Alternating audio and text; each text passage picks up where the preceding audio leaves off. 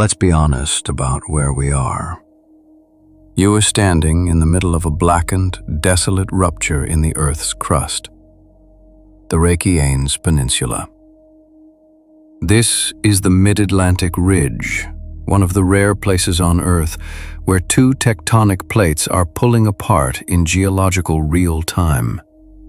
To the uninitiated eye, this looks like the aftermath of a war between the gods, and quite frankly, the gods lost. It is a moonscape of jagged, hostile rock, and yet, right in the center of this geological wreckage, there is a glowing, milky azure anomaly. A body of water that defies the chromatic logic of the landscape. It looks like a glacial tear, or perhaps a pool of spilled alien fuel. This is the Blue Lagoon, or as the locals call it, the Bláa lónið. Now, you have seen the photos, the influencers gazing wistfully into the middle distance, the steam rising perfectly to frame their cheekbones, the hashtag blessed. But to approach this place merely as a spa is to engage in a superficial reading of a profoundly complex industrial accident. Yes, you heard me. This is not a natural hot spring. It is not a primordial pool discovered by Vikings looking for a place to wash their axes. This is a techno-natural hybrid. It is a paradox incarnate. It is a place where the wastewater of a geothermal power plant has been alchemically transmuted into a healing elixir. Wellness from waste. Beauty from a mistake.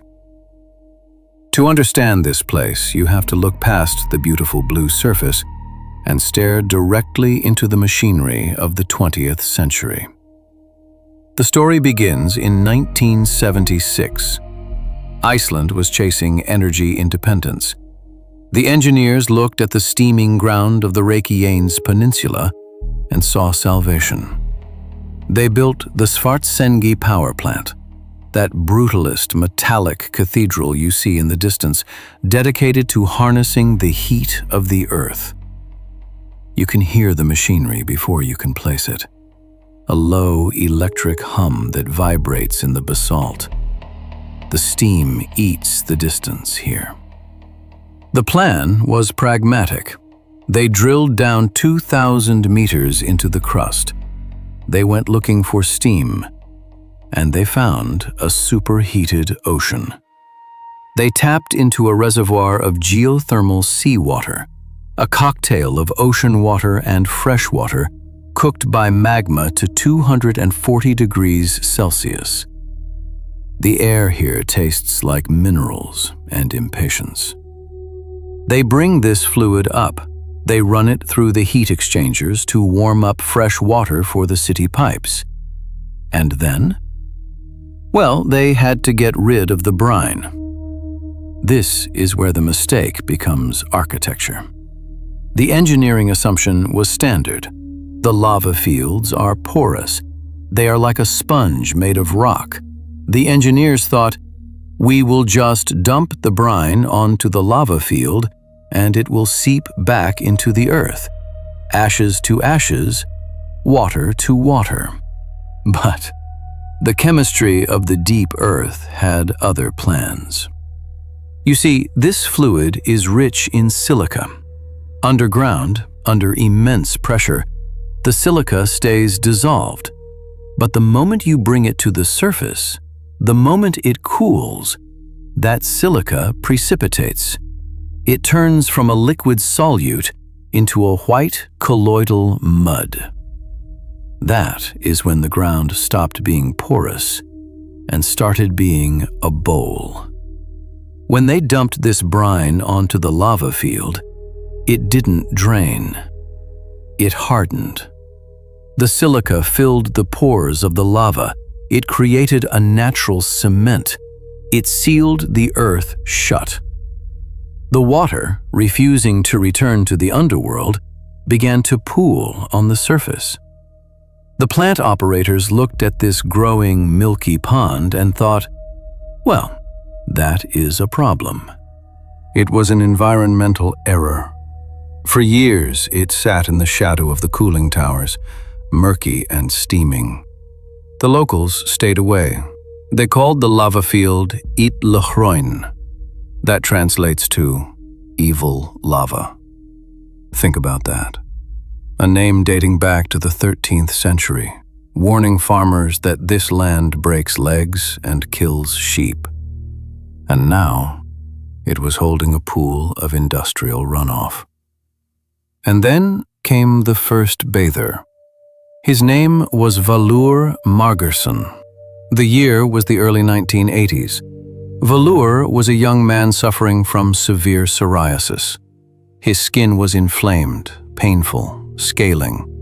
He looked at that waste pool sitting in the evil lava, and he didn't see poison. He saw possibility. Imagine the desperation. Imagine the intuition. Against the advice of the community, who thought he was insane to bathe in power plant effluent, Valur waded in. He immersed his body in the silica mud and the brine. He bathed in the shadow of the turbines. And the results were empirical. His symptoms vanished. The unique cocktail of silica, algae, and minerals soothed the inflammation. It was a cure before it was a spa. The turbines kept humming. His skin didn't. Wellness from waste. Beauty from a mistake. Word spread. Other sufferers began sneaking into the waste pond. It transitioned from a space of disposal to a space of vernacular medicine. And from there, well, the trajectory is staggering. From a hole in the ground to Time magazine's World's Greatest Places list. Yes, really. So why is it blue? You are standing there looking at it and it feels electric. It still looks like that alien fuel I mentioned earlier, but it isn't dyed. This is the Tyndall effect. The water is full of those silica particles. They act as a colloid. When sunlight hits the water, the silica scatters the shorter wavelengths of light, the blue and the violet, much more efficiently than the red. Because our eyes are lazy at seeing violet, we perceive this intense neon blue. But notice the shift. If the sun goes behind a cloud, the blue deepens. If the algae blooms, it turns green. And when the silica concentration spikes, the blue collapses into that milky, otherworldly white. It is a living color, dictated by physics, not paint. And the season edits the experience. In winter, this becomes a steam labyrinth where distance collapses. In summer, the midnight sun turns the water into a neon hallucination. Now, before you get in, I have the anthropologist's survival guide. This is a poly-extreme environment. It is benevolent to the spirit, but it is chemically aggressive to the artifact. First, your hair. People learn about lagoon hair the hard way. If you dip your head under that water without protection, the minerals coat the hair shaft and stiffen it. It won't burn your hair off, but it will turn it into a dry, matted structure that feels like a straw broom for weeks. The protocol is simple. Leave-in conditioner, gallons of it. Apply it before you enter, and keep your head above water unless you want to look like a scarecrow. Second, your eyes. Contacts plus silica equals sandpaper. The water is full of microparticles. If that silica gets between your lens and your cornea, it is agonizing. Wear glasses. Go blind. Just don't wear contacts. Third, the jewelry. That smell? You are slowly getting used to it, but it still hits you like a wall? That is hydrogen sulfide. It smells like rotten eggs, but we call it medicinal. That gas loves silver. It oxidizes instantly. Leave the family heirlooms in the locker. Same rule for electronics. The steam here carries salt and silica. It will fog, corrode, and quietly ruin cameras and phones. Now, you have to face the gatekeeper. The shower is the real border control. The naked imperative is the most significant cultural barrier in Iceland. You cannot walk into any pool here dry, and you cannot shower in your swimsuit. The hygiene protocol depends on turnover and strict showering. If you try to skip this, if you try to be modest and shower in your trunks, you are simply the liability. A dirty tourist. It violates the sacred contract of the pool. In the shower room, all status markers are gone. No Rolexes, no designer clothes. Just human, biological reality. It is a leveling mechanism. You enter the water equal. Once you are in, the sensation is haptic. 37 to 39 degrees Celsius, thermal neutrality. You feel wombed. The texture is silky, almost oily, thanks to the algae, a little species called Cocomixa. It coats your skin. And then there is the mud mask.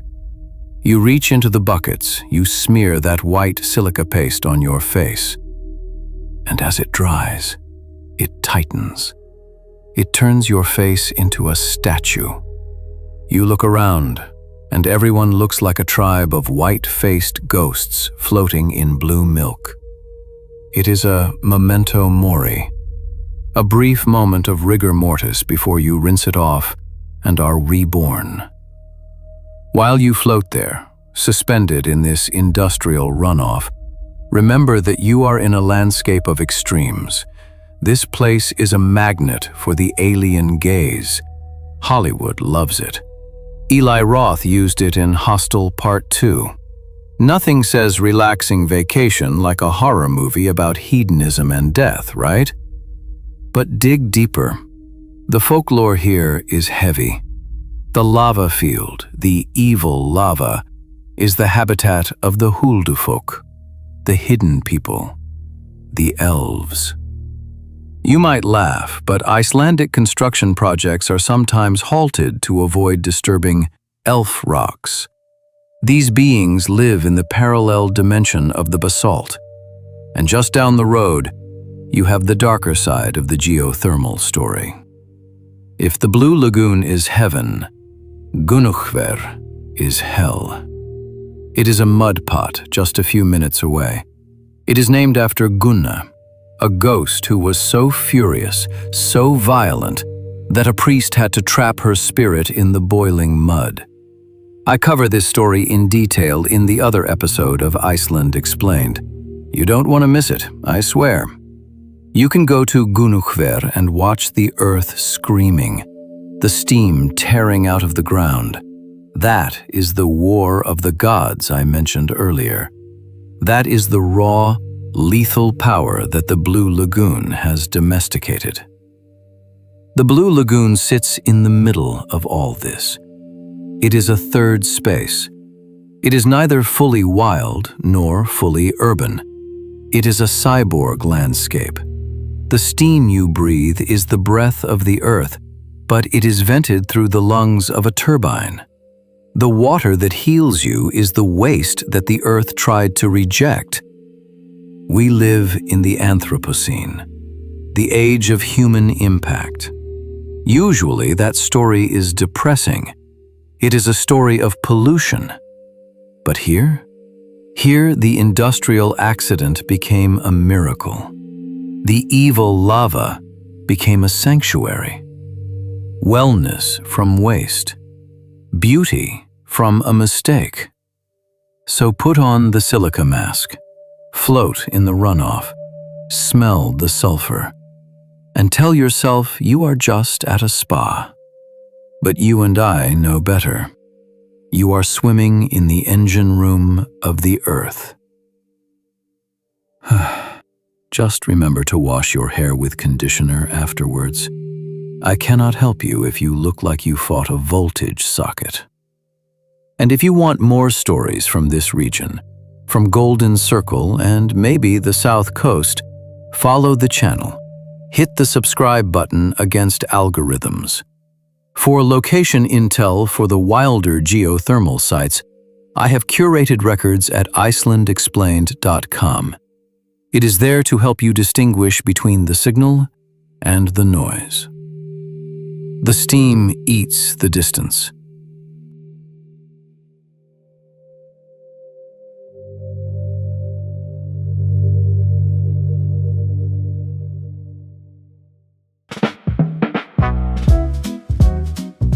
So, we're calling it spilled alien fuel now, Gunnar.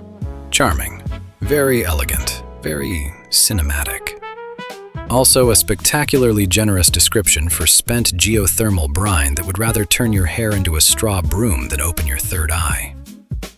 If you are here for an airbrushed, blessed moment in blue steam, you already know where the exit is.